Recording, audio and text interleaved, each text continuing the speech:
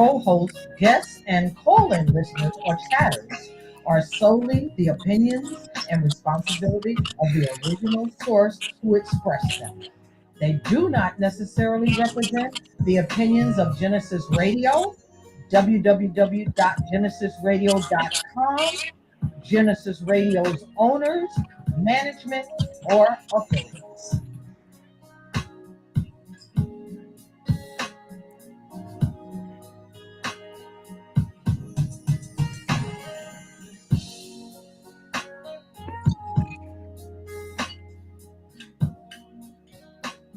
Good evening, 6 to 7 on Wednesday, GenesisRadio.com. My name is Kendall Stevenson. My co-host is Shaquana Terry, and this is the Empowerment Show. Thank you very much for tuning in. You can give us a call at 888-304-4401. That's 888-304-4401. We have a very interesting panel on this evening. We have a young lady who goes by the name of Goddess, and actually that's her true name. And then we have another young man. His name is Andy Williams. But as you know, we always start this show off by showing some sign of gratitude or something. Whoever got their radio on, the phone on, turn it off. So if you guys, if one of the guests, if you got your phone on or radio on, can you please turn it off? Thank you. So we always start the show off with a moment of gratitude to say what we're gracious for.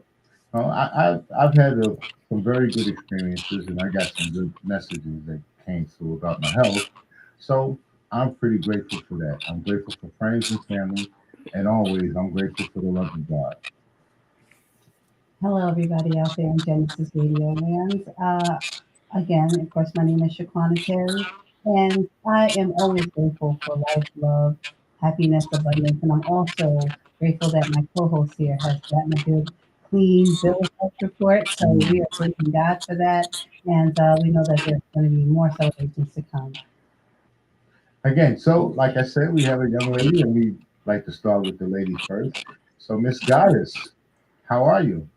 Peace and blessings. I am blessed as always and definitely grateful for life, health, and strength. It's very good to hear from you. And I truly mean that to hear from you. So I got to tell the audience a little something. It's a little secret. Miss Goddess is blind. She's legally blind. And she is a blind diva. and when we were going through our little testing period here, because we're doing this remotely, so I had to ask her, "Hey, do you see me?" yeah, you know, and I'm still kicking myself in the butt for that. But anyway, Miss Diva, tell us about who you are and what you do. Of course. Well, I have a lot of titles, but I'm proud. I am actually, yes, I am a diva. I am the 2022 Miss Blind Diva Empowerment Pageant title holder and the first ever legally blind pageant director for the Miss Blind Diva pageant, which is the only pageant for blind and visually impaired women in the United States. And it hails out of Newark, New Jersey by the founders Crystal Allen and Aquila Wright Prevost of Eyes Like Mine. I am also the first legally blind nationally certified credible messenger and the U.S. ambassador for the blind and visually impaired. And I am very happy to hold that title. All of those titles. I'm going to give you a round of applause, okay? Because that's really incredible what you do. Thank you. I think it's very incredible what you do. And, Thank you. And Goddess, I don't want to interrupt you, but I just want to make sure that the people can see your face. Yes. You're pretty cut off. I think you are a little bit too far to the right. So I want to make sure that everyone can see who you are as you are talking. There you go. You're perfect. So, right here. Thank you so much for that. Oh, you're welcome. There you are. You're good to go. Thank you. All right. So you say that you're an ambassador. What do you do in that title? So that title was granted to me back in 2022 by the United Nations. I was voted one of the top most influential women in the blind and visually impaired community. And at that time, a gentleman by the name of Safwan Bey worked with the United Nations, and I got that declaration and got that title. So what that means is I have the honor of representing as as the ambassador for the U.S., going over to other countries and making a better way of life for my blind and visually impaired men, women, and children. I have been blessed to go to Cameroon. I have been blessed to go to work with Uganda and also in the process of we will be going to Honduras in September. So we provide adaptive aids, we provide resources, and we are humanitarians. And so, as being a pageant title holder and being legally blind, it was very inspirational to go over there to show the most of all the women and the young women to be able to see beauty comes in all, all forms, no matter what, and definitely to spread that we walk by faith and not by sight. So it was an honor to do what I do in that It seems capacity. like it was an honor to have you there. Those people seem like they should be They grateful did. to have you And there. yeah, they were, and they're grateful for even the little of things. And it was more rewarding to me. I went over there with suitcases and I came back with nothing because that's how much they're appreciative of even the smallest of things. So I also understand that you have a podcast, Yes, I do. and the podcast is about. I actually do two podcasts. I do a podcast every Wednesday night, which is it's called Diva Time, centered around my title. Because when I became a title holder and I started interacting with so many different people on different platforms, from celebrities to humanitarians to regular unsung heroes, a lot of times people don't know or have never met someone who's legally blind, and never met someone who's legally blind that does everything that I do. So I wanted to start. It's one thing to say what you can do, but when you get the opinions of others, it opens up the spectrum so that people don't judge what they don't know. Mm. So Diva Time on Wednesday centers around those stories and sharing those stories of those people and their accomplishments. And on Fridays, I have a special live that I do with Mr. Andy Williams Jr., where it's centers around the social injustices and bringing to life the rights and what's, the untold stories of the formerly and currently incarcerated and what they face, which is very close to my heart, since this is something I have been affected with since I was young. So it was very important to me when I met him to meet someone who was being a voice for the voiceless. Mm. So we started the podcast to do just that. He's bringing his knowledge on, the right to vote, different topics, sharing the light of formerly incarcerated and currently incarcerated men and women that are fighting behind the walls and experiencing injustices. So that's the two podcasts that I do. Well, I can understand why you chose him as a co-host. But Andy, why don't you tell us a little bit about yourself? Andy? Mute off. I had to get the mute off to make sure it wasn't me doing no background noise. That's No, all. no, I don't see you. Let's Uh, tell me about who you are, what you Hold are. on. Goddess, could you mute your mic right now? That um, noise is coming from you. We're trying to find it with this noise. We got a oh, background noise coming from somewhere. Hold on. I'm going to mute your mic. Hold on. I'm going to mute the mic. yeah, because there's nothing on in my background. All right. I'm going to mute it on your end. Okay, go ahead. There you go, Okay. Mr. Williams. So make it plain, boom. You see, I'm a 2024 presidential applicant. Mm-hmm. I use the word applicant to clarify that it's a job. And so many times we think that when you run for office, you got all this power. The people have the power. And when you elect a representative, it's to represent the people and primarily ensure that the government doesn't infringe on the rights of the people and their property. And what America has done is what is done today. There's been no accountability when these elected representatives violate their oath. So there's no deterrent. And this is where the tyranny comes from. So me, I'm born in Aurora, Illinois, the second largest city in the state of Illinois. My stepmom is German. That's a nationality. Most people would see her and call her white. Well, she ain't from no Crayola land, just like I ain't from no Crayola land. That's why her nationality is German. My biological mother and my father split when I was 2. I got raised with my stepmom, which is my OG too, German mom, 2-parent household, violin, saxophone, straight A-B student, piano in the house, went to Germany when I was 7, went on vacations. Like it was a very decent childhood with the exception of my curiosity, which kept me on punishment because my stepmom was a disciplinarian authoritative figure. I had chores, school clothes, play clothes. Her and my pop split up when I was 12. I hit the streets, got connected with Gangster Disciple, learned about the blueprint, got connected with Gangster Disciple, and then evolved from the criminal mindset I had, just like El Haj Malik Shabazz, wind up going to the penitentiary, got out. 3 months later, I'm back in for Mm. selling dope. I get a law library pass, beat the case in a bench trial. Now, I want to pinpoint on that because I was setting up a deal to trade drugs and trade dope for pistols. So, I get one of the homeboys to come over to the house with me so everything goes smooth. It was a setup. So when the police raid the crib, he get popped off. I go to get locked up. I confess. My homeboy walk. Cause hey, I'm 51. I'm from that old school. We cut from the cloth. Don't nobody take no ride for something they ain't had nothing to do. So once I did that, he get out. Then one of the old school brothers, he was a stone. He said, if you never made the statement, you would have got off too. Get a law library pass. Boom, I got the statement suppressed. And the same judge that suppressed the statement said, yeah, I know you're guilty, but the state didn't prove it. I Well, share that. Andy, we do understand, and as of late, it seems that there is a two-tier system when it comes to justice. It seems that some people do get away with some things, and some people do the same thing, and they end up getting incarcerated and going to jail. Not to say it's fair, but that's been the system for very long, and we understand that at being in prison, that's another form of slavery. That's what it is, and that's what it was designed for, to arrest you and incarcerate you, and then you can be utilized for whatever they want to do with you. But yeah, we do understand that it's a two-tier system. So how did you end up getting hooked up with Miss Goddess?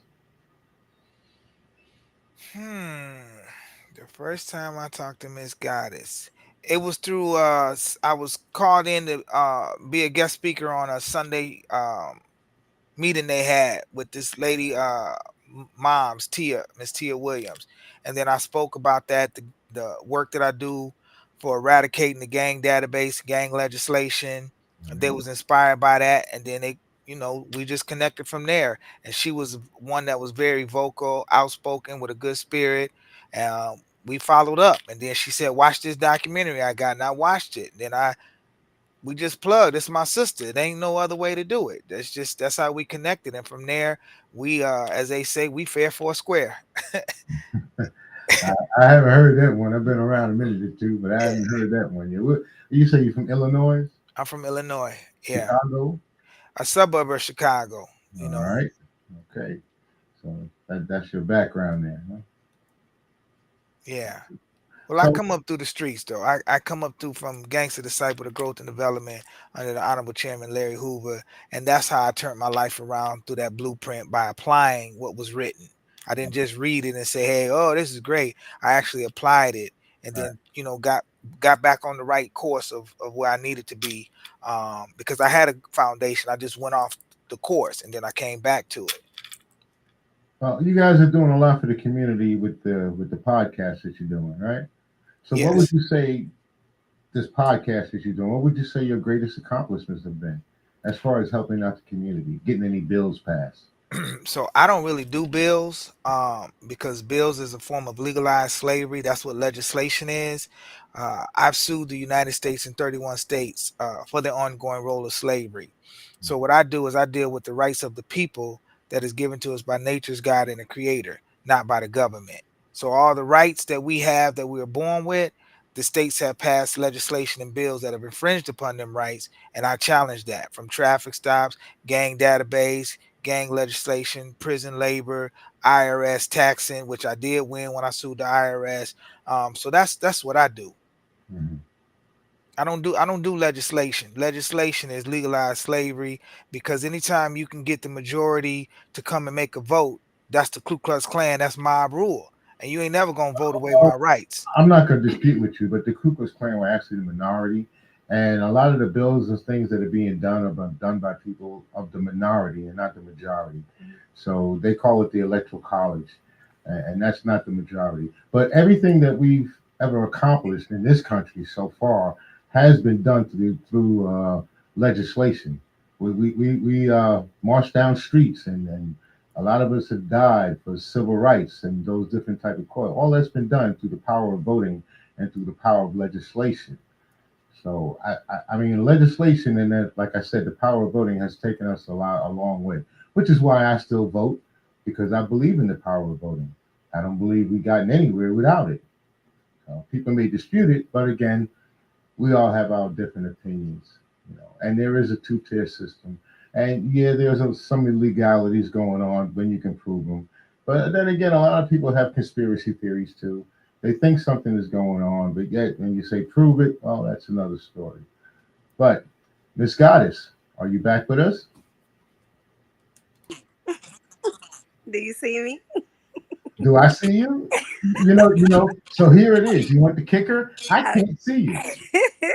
Okay, but yes, I am here. And to answer your question, how the podcast has helped, in addition to what Andy has shared, not only given the knowledge, but it also has helped shed light on. We have a lot of our men and women that are incarcerated, and they don't get a chance to have a platform to get their stories out, especially ones who haven't even committed their crime and are behind the walls. Right. So I'm happy because I have gotten emails that there was one gentleman we had on the show who has been sentenced to 30 years, has served 13 years of that 30-year sentence, Wow. fought his case, should be out, and it has just been taking forever to just go back to where he can get out. Since the being on the show, he took a risk, came on, shared his story.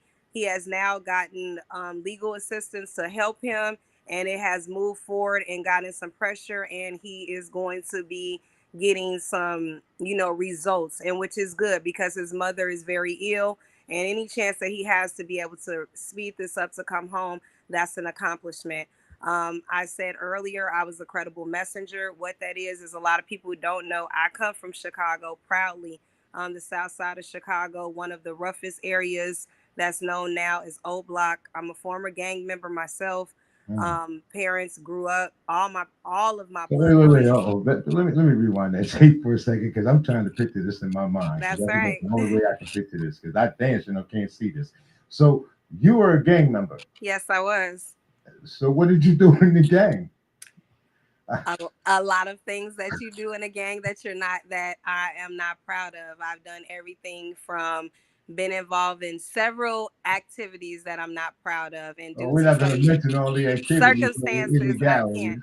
But that's the power of my story. When people see me and they see a crown and they see I'm a beauty pageant title holder, you never know what the journey that I've been through to get to this crown. And Wow. then when you hear I'm legally blind, but then that's what's the power of my story. And that's how I'm able to reach at-risk youth, men, women, and children who are behind bars, and people like when I came across when he met me, Andy, because you never know a person's story. And I've been on the streets since my mom went to prison when I was 7 for capital murder, growing up in the system. And I've been on my own since I was 12.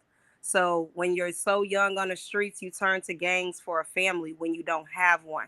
And my turning point was when my 15 and 16-year-old brother got 44 years. And by the grace of God, I got a second chance, which I turned my life around. And so, yeah, it's hard to believe, but that's the power. And that's why a credible messenger is very powerful, because we use our own shared life experiences to be able to reach a platform of anyone. So there's no one I can't relate to. And that's your superpower. So That's being my blind is actually superpower. your superpower. That's right. It's not a hindrance. It's No, what you use as your superpower. that's I right. understand that well. I understand also having what people would call a disability. Correct. I have developmental dyslexia. Couldn't read or write until I was about 14 years old. So Yes. the kids they hassle you and handle you, and it's difficult to even communicate with other people. So I understand a little bit of what you feel. Okay, I just want to interject here because I'm sorry. I've been listening to him She's been talk. listening and listening. And And please, I was my trying to dear. wait for a moment here, so I was like, let me just wait. But I did want to touch a little bit more on the podcast that you both have together, because it sounds like you actually help those people who, of course, who are underserved, who are marginalized in the communities, and of course in the justice system. So the gentleman that you spoke with or that came onto your podcast, you said he had some success with his case. Are there others that you're helping like that? Are you providing legal advice, or are you just assisting them with getting that information out? And how are you getting that out to the community besides the podcast? Moms under moms, mom stands for Mothers Opposing Against Murder Survival Movement. So under that, we in addition we have a inmate adoption program, and what that program provides is assistance and resources. There are men and women behind the walls that don't have any type of support. So in addition to regular support such as making sure they have a means to have hygiene, to eat, if they need legal aid, yes, I have a list of paralegals who work inside of the prisons, who have obtained their degrees. I have men that are out, men and women that have served, gotten out, and provide services. So I connect them to get research on their case. I am an advocate to reach out on behalf to connect with whether it be different attorneys getting their paperwork. We also assist in different ways with their families. They have family. They're in there at times. They can't make the money or do the things, but they have talent. Helped in ways to help them become entrepreneurs behind the walls to provide for their families. And also, that's in connecting them with people like Mr. Williams and people like Monica Worrell, who's an assistant district attorney. So, in several different ways, I assist in addition to just the podcast, which is getting their voice and getting their stories out. Amazing, and I definitely know that it takes a village to actually be able to get these stories out and get these people's voices heard, because some of them have not been heard just because of the situation that they've been in, just because of the something that they've maybe done in the past. It's hard for them to have a voice because society and the legal system would deem them to be insignificant. So Yes, kudos ma'am. to you both for actually, leading the helm and actually getting out there into the community and helping those people that need that help.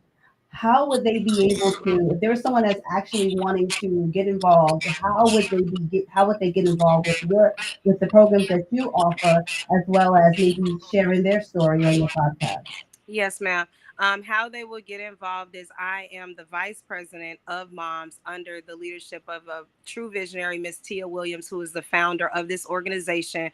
They can email directly to 2202moms or they can reach out to me directly. I'm a very informal person, and my number for that is 863-272-0390. And my legal name is Goddess Johnson. Where are you located at? I reside in Columbia, South Carolina. Okay. So just you want to know what people are going to call them. Right? Absolutely, absolutely. Thank you for that. And again, can you just state the telephone number once again? Yes, ma'am. It's area code 863-272-0390. If you have any questions, if you would like to be a guest on the show, please feel free to reach out either way. You can email to, again, 2202moms@gmail.com. And our live is every Friday at 7 p.m. right on my Facebook page. Awesome. Seems like you learned how to utilize that third eye pretty well. So Oh let, yeah, it's a gift. It's a gift. Like I said, when this happened to me, I lost my sight 13 years ago due to a car accident. After surviving a coma mm, and having to learn how to walk, talk, not being able to see was not a hindrance. A disability is not an inability. It gives you a capability to do anything you set your mind to. So I still got four other senses. So I do what I do. mm. So you weren't born blind. No, I was not. Okay. Wow. So you that must have been a blow. It was. I survived 28 years being able to see, overcoming, like I said, different obstacles, but I was a generational breaker, coming from gang life on the streets at 16, going back to school, graduating high school, college, becoming a nurse. And then I was involved in a tragic accident at 28 which A left nurse me. too, right? Oh, Jesus. How many hats do you wear? You sure you're not Jamaican? I'm just wondering. You got a lot of jobs. I'm just a person that knows that life gives you tests, and I let it be a testimony. There's nothing too impossible. A lot of people say it, but you got to be able to show it. Faith Mm. is action, so I show everything that I speak. That it is. It is an action word for sure. And I thank you so much for sharing your story here with us. Yes, ma'am. For anyone that wants to call in to genesisradio.com here at the Empowerment Show, our telephone number here is 888-304-4401. Again, that telephone number is 888-304-4401. I sure appreciate someone giving us a call. Let us know how we're doing. We like to stay in contact with the community, Yeah. so we like the community to stay in contact with us. We think that's a very good idea and a good thing. Okay, so I definitely want to hear a little bit more about Andy, what you're doing with the community. If there's anything that you both have coming up as far as events or reach out events, please let us know whether you're doing it together or apart.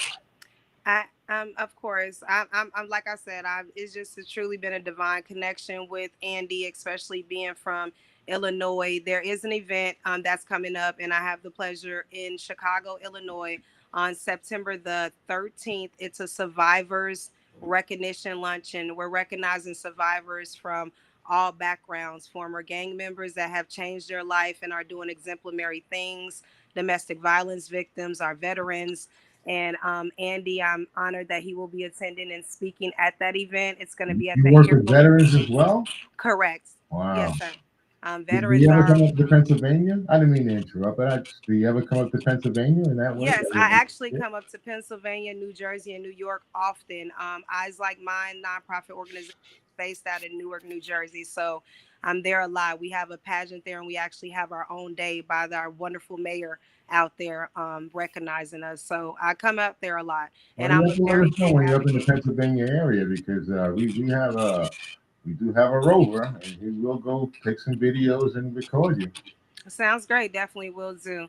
But I feel that veterans they need. There's a lot of unsung heroes there that don't get recognition. So that will be at the Harold Washington College, and I can give you all information on that. And that will be my next event that I have coming up with Andy.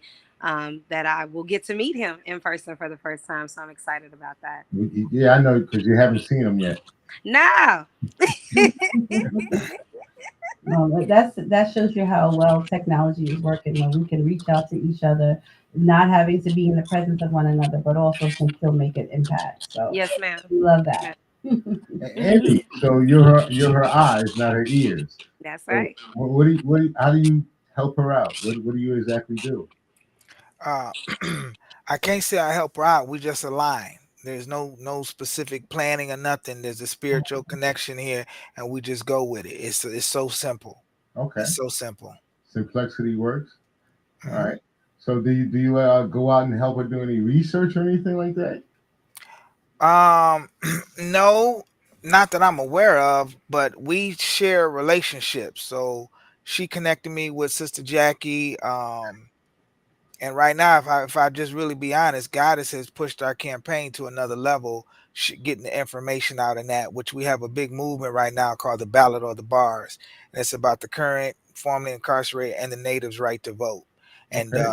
so that's coming out. And it's just for federal elections. So that's what we're doing. I got a whole website, prisonervotesmatter.us. And what we do, it just second part of it just got updated today. As people go to the website, they type in their loved one's information, then I'll send them a postcard, send them a letter. One of the big things that I'm working on besides running for president is I have a ministry called AWJ Ministries that's about setting the captives free.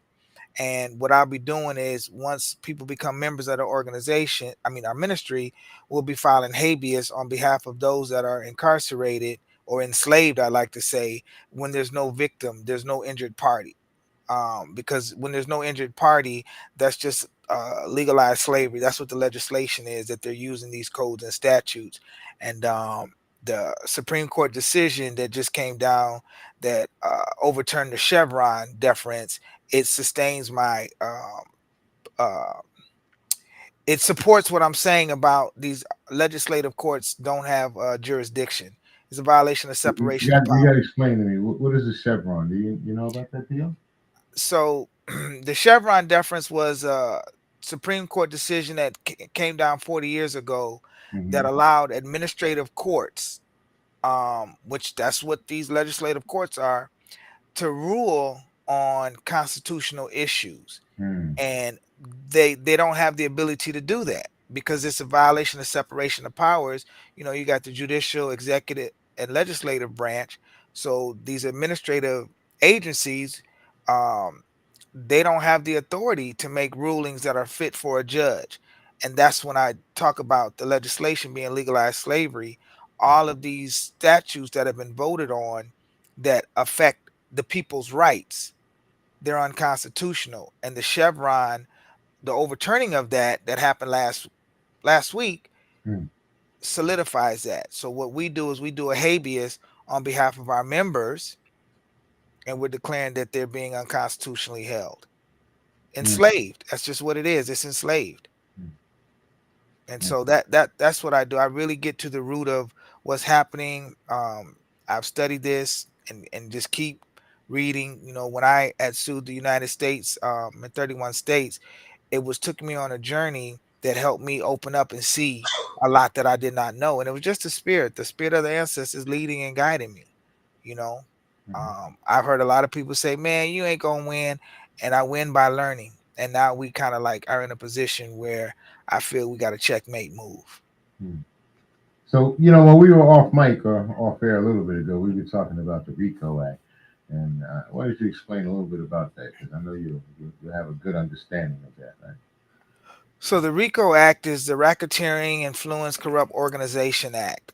It took about 30 years to pass. I can't think of the legislator who got it passed, but basically the Italians and the Sicilians were doing illegal activity. So they were trying to enhance sentences on them. And prior to the RICO Act, they had the Hobbs Act that would lock people up for doing crimes, but you allege crimes, I say, but it wasn't given enough time. Hmm. So then they got this RICO to say, hey, if you connected any type of way, then we're gonna get you for a conspiracy. So it Hmm. just was an enhancement. And it took, like I said, over 30 years to pass. Um, and what I'm saying is the ones today. First of all, the RICO Act is unconstitutional because it violates what we call a bill of attainder. And a bill of attainder is when you focus on a certain group of people and pass a bill just based on that certain group of people because it violates the equal rights of the law. And that's when you focus on the Sicilian and Italians, you can't do that. It's got to be a broad thing that said this for the better of the people. So that's number one, why it's unconstitutional. The second thing why I say it's unconstitutional, well, no, I won't say it's unconstitutional. I'm gonna say it's not being applied equally because the real criminal enterprise is this current judicial system Hmm. because you're locking people up. I just want to clarify something just real quick, because when you in the RICO Act, that means conspiracy, right? No, the C in the RICO Act is the corrupt organization, but Mhm. it's three parts: A, B, C, D, and the D part of the RICO Act deals with the You may have to conspiracy. conspire to commit a crime.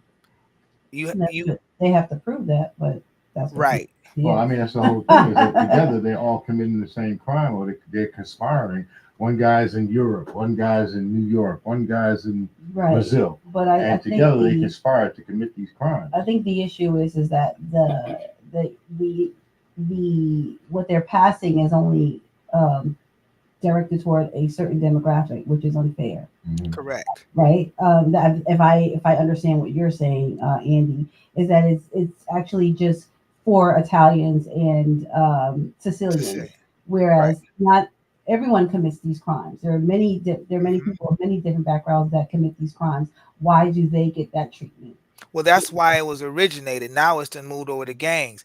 But Right. the but what I was saying about that is if it was applied equally, meaning if the chief of police is part of the police department and one of the police officers shoots somebody, that's a conspiracy. But that's not going to be tied to them because hey, we're the government or we're the police officers, which are policy enforcers. But if you do something like, for instance, our political prisoners, Larry Hoover or Chief Malik Jeff Ford out of Illinois, they can get charged with conspiracy and they locked up behind the wall, have no control.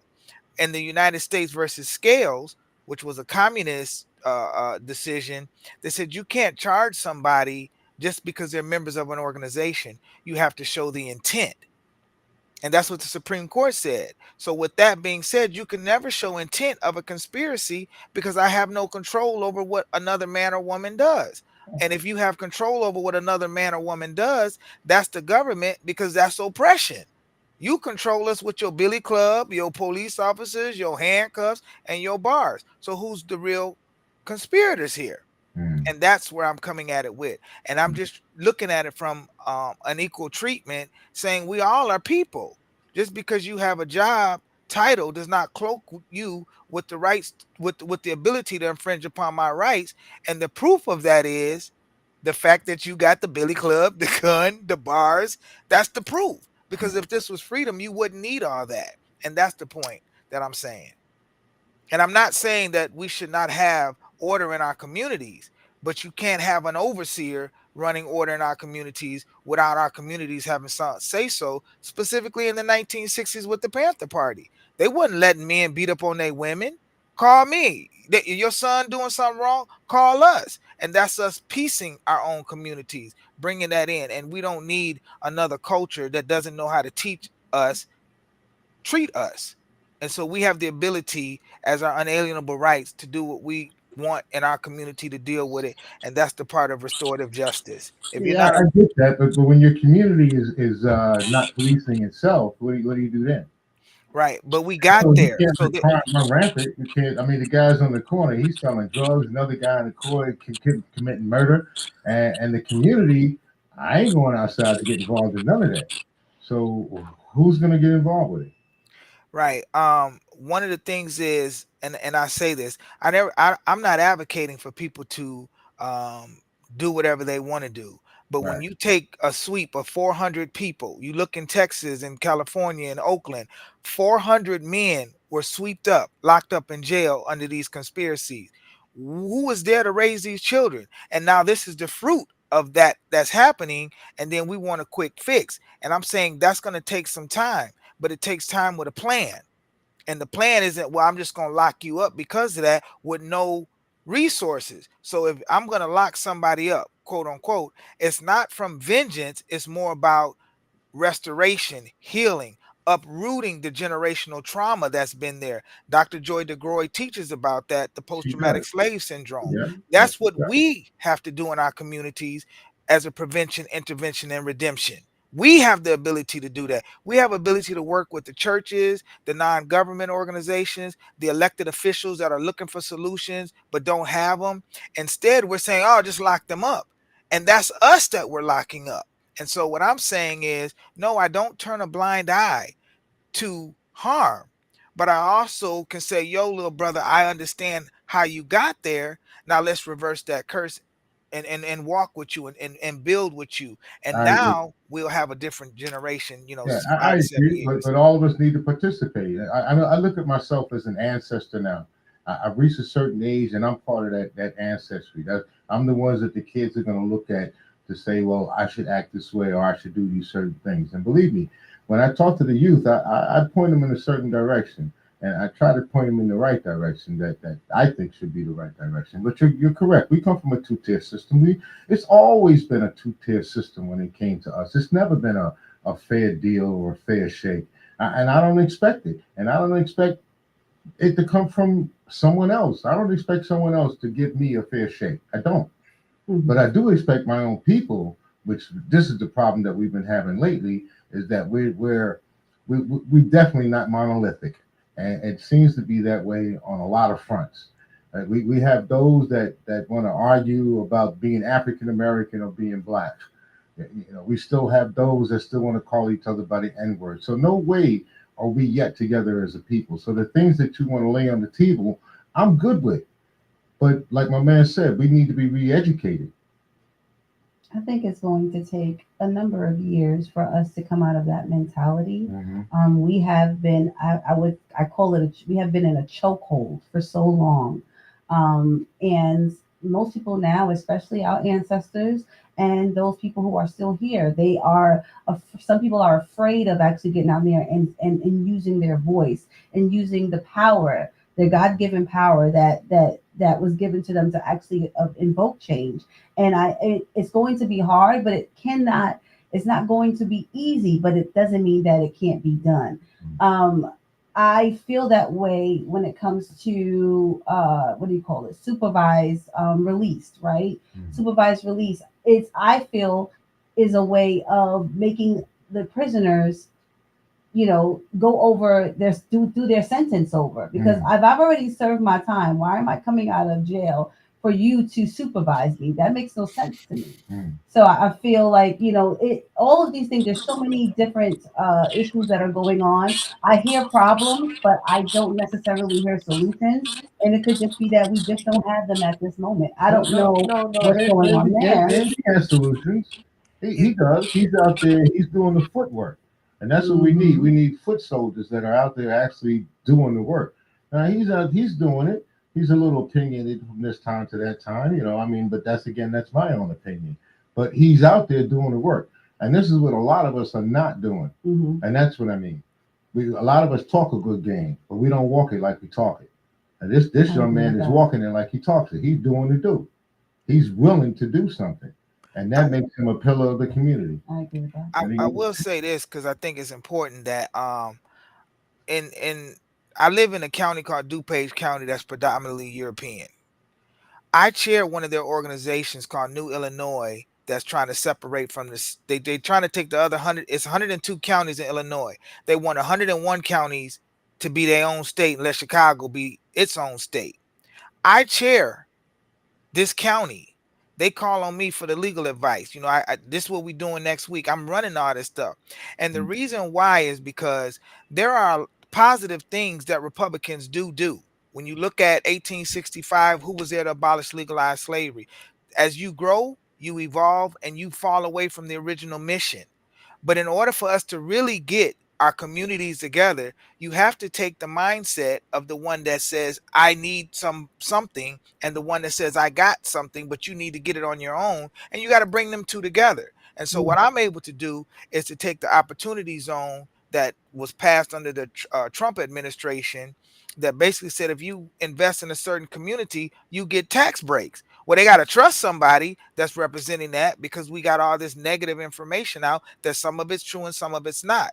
So when Mhm. I talk about bringing us to the table, I'm living that. I'm not just saying, let's do this. Me running for president is a calling from the ancestors. It's not something that I ever had a desire to do. And I'm always the one to say it's more than a vote.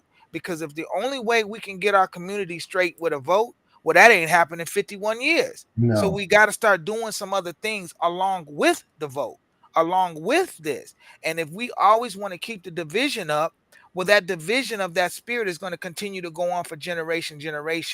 I'm of the mindset, I'm from the Joshua generation. I honor the Moses generation. So I sit at the feet of the elders from the 60s. I can pull out letters from people in prison, from all of them, from Jalil Muntakan, all these brothers. I'm sitting here talking to them, learning and listening, and then going to implement. I mm, do less talking and more moving. mhm. Less talking. So when people say, well, why you can't come to this event? Because who gonna write up the lawsuit to help Free get out? Who gonna write up the lawsuit to help Musa get out? Because you waiting for a lawyer, and these lawyers ain't helped us get nothing. So It's funny for a person that doesn't do any legislation. You sure do a lot of legislating. I do a lot of advocacy. Advocacy. It's Well, advocacy work. like it's a difference, right? Oh, man. Hey, Not I much. think it is. I think it is. I challenge legislation daily. All my lawsuit is challenging. I got a lawsuit right now, which is not the most popular one, but when people read it, now they understand. Felons have the right to bear arms. The Mm. reason why the felons have the right to bear arms, because we're in an undeclared war on the streets. The police job is not to protect me. So who's going to protect me and my family when Joe Blow run up in here because he know I'm a felon? Well, Mm. you gonna meet whoever meet at the door, whether it's Smith and Wesson, whoever. And that's the right we have. And if those individuals, again, I feel like the 60s has the ability to bring the curriculum forth to teach our own history, not asking somebody else to teach. And it starts at home. I got two bonus sons. My wife Puerto Rican. You ask him, he tell you he the political protege. Why? Because his stepfather, which he don't call me stepfather, but me, I'm teaching in my home. My daughter, 30 years old. I got 3 daughters, but the oldest one, she sent me the TikTok, said, Dad, this girl was talking about the Chevron defense. Dad, she was saying what you be saying. So if we not teaching our home, how we ever gonna get it straight? We want to reach the masses, but we don't want to reach the ones that are most directly tied to us. And I think that's where, if I look and see the 60s, I don't want to save the world. I want to represent my family and let my family be that. Because I'll close with this. Not Moses, what Noah, the story about Noah building the boat. The people saw him building the boat, and in the beginning, they always like, well, we're gonna help. But it kept going on for years and years. They said, this man crazy. But when that door closed and that first blip hit their head, they were trying to get in the boat. It was just him and his family. That's how I look at it right now. It's got to be me and my family that's got to be straight. And then my family can save one of their neighbors, and not save them, but share with them. And then it goes and spreads out that way. Instead of me trying to go get the whole big masses and then say, get it. Because we got too many different ideas. It's too many. And I respect everybody's idea. We're not at all. Not at all. Miss Goddess. Yes. Been pretty quiet there. Need to hear. Oh from you. no, I had a turn. I was waiting, and when you saying good, then it's good. But I just wanted to touch on with what you were saying earlier, and that's what it's about. It's a lot of talking, and that's what I say. It's a lot of talking, and a lot of people are afraid, but you complain, and with the young people and the formerly incarcerated, you have to get out there. You have to be out. You have to be in these streets. You have to find out. It's a reason for everything. And you're right, with the supervised, I work a lot here in South Carolina.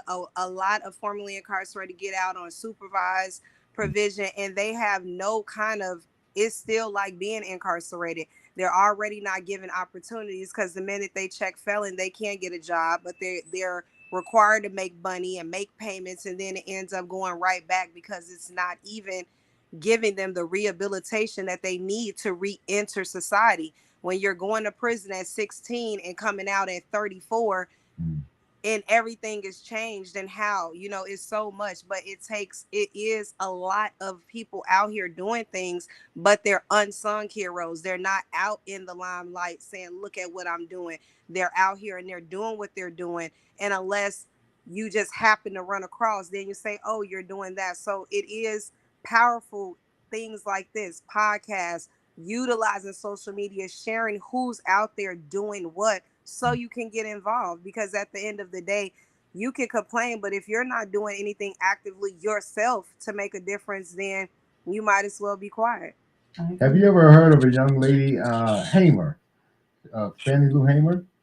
Yes. Okay, so she has a quote that I like, and she says, "You can pray until you faint, That's but if right. you don't get up off your ass and do something about it, God is not going to put it in your lap." That's right. And I'm an advocate of prevention before detention. Get out here and teach different, address trauma, talk about mental health in the African American community. Let them know it's okay not to be okay, but it's a reason. You have to address trauma, address generational curses, break the survivor mentality. And how are you going to do that? A lack of knowledge hinder. Where if you're not out there being like us, being advocates, sharing your life, saying, hey, at one point I was like this. I felt like I didn't have any way out. I was on these streets. I was being a problem, but never in a million years would I think I would be standing getting presidential accommodations, getting my own day, getting proclamations. But it takes knowing better to do better. So we have to prevent things, and how we prevent is going out, being active, being involved, and doing something, because doing nothing, that's just what it is. So Right on. Well, we want to thank you guys for coming in. As we said, this is GenesisRadio.com. This is the Empowerment Show, so you're tuned into the right place. My name is Kendall Stevenson, and this is Shaquana Terry. And yes, I'm Shaquana Terry. I do want to touch on something, because I know that you have something big coming up, Goddess, in October, I believe. Just all of your efforts, all of your all of the work that you've been doing in the community. I know you have something big coming up sometime in October. I would let you talk about your news because I feel like no one can big you up better than yourself. So, um, can you just let our listeners know what's happening in October for you? Well, in October, I was blessed to receive a proclamation. I received my own day in Orlando, Florida, by the wonderful Mayor Jerry Deming. And that was a great accomplishment. And we have a big recognition where I'll be being honored in October, because October, a lot of people don't know, is Blind Awareness Month. In addition to domestic violence and breast cancer awareness, is Blind Awareness Month. So I have the joy of, we have our Miss Blind Diva pageant, which will be on October 25th and 26th, and it's our 10-year anniversary. So we have that event going on in Newark, New Jersey, and I'm happy because it'll be, a day to be able to recognize us and recognize myself, and I'm very honored for that. So we'll be having an event, so stay tuned, and I would love for everyone to come out and celebrate with us, because this is a true accomplishment. I'm not no one special. I'm a person that was given obstacles, but I didn't choose to accept defeat. And so I just want anyone out there to know that it's nothing too impossible. Whatever life throws at you, if you keep on going and persevering, you can be whatever you choose to be. Thank you so We much got for some that. famous words, and our man DJ Strategy, he lets you know if your radio is not on Genesis Radio, then your radio is not on. Shaquana Terry, you got a little quote for you? Let's see what you got to say. I do have a cold, but I want to give our guests a chance to actually, again, let our listeners know where they can be reached. I know that Goddess has given her information, but Andy, where can the listeners go to reach out to you if they need something, or if they have a proposal for you? Where can they reach you? The easiest way is awj2024.com. So it's awj2024.com. If it's about politics, stay on that. But there's a link to the Hood Candidate. That's my brand. And the Hood Candidate is the guy that gets the stuff done right now. All social media platforms, just look up the Hood Candidate. It's the guy with a suit and a little hoodie on. That'll be me. Thank you. And Goddess, if you can just give your information once more. Of course. I am on all social media platforms. My name on Facebook, where my live is every Friday with the wonderful Andy, as well as Wednesday is Goddess, GODDEST, New Way, all together, NEWWAY Johnson. My phone number, 863-272-0390. And email address is 2202 moms@gmail.com. Thank you so much. And please tell Tia, Shaquana Terry said hello. She was here. And she was amazing. I loved her, and you guys are doing amazing things. I actually told her to go and hook up with someone in Oklahoma that she's trying to do something over there. So I want to just let her know that I Yes, see her. I, I I understand. I definitely will. She's truly amazing, and Yes, she's leading a powerful movement, a Million Moms March yes, next year, May 11th, 2025. She's truly being a voice for all of the mothers, fathers who have had lost children, loved ones, gang violence, gun violence, anything you could think of. So she's truly phenomenal. So definitely, she's amazing, and I salute women like her. yes. That's right. Thank you. You're welcome. Great. Do your Well, thing. I am Shaquana Terry, and I will leave you with my moniker. It's be yourself, because everyone else is taken. You are you, and no one else can be you. Kendall Stevenson, pretty easy. Peace. Thank Oh, you. one more thing. August 17th, Unity in the Community. Yeah. We need the people to come down. We're gonna have rides. You're gonna paint your face. We got music going on, live entertainment, photography. We got old cars, the old classic cars. They're gonna have a big car show there, and we always started off with a prayer. So come on down, bring your children. It's Danbury Park, and that's in East Stroudsburg. August 17th. We start at noon. Thank you. Peace. Thank you.